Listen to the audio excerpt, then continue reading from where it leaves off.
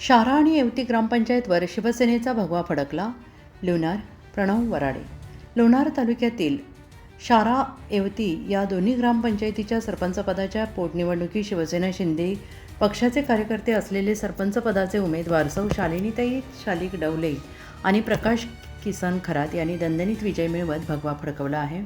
दोन्ही ठिकाणी उमेदवारांनी विरोधकांना दिलेल्या मोठ्या फरकाने पराभूत केला आहे आणि याबद्दल शिवसेना जिल्हाप्रमुख प्राध्यापक बळीरामजी पापारी यांनी नवनिर्वाचित सरपंच यांचा कृषी उत्पन्न बाजार समितीमध्ये शाल श्रीफळ पुष्पगुच्छ देऊन सत्कार केला.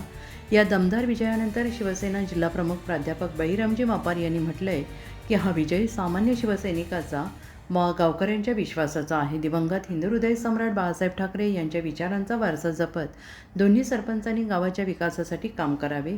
या सत्कार सोहळ्याला उपसभापती कारभारी सानप, संचालक मोतीराम डवले, माजी सभापती शिवपाटील तेजनकर, विश्वासराव डवळे, कायंदे यांच्यासह अनेक पदाधिकारी आणि कार्यकर्ते मोठ्या संख्येनं उपस्थित होते.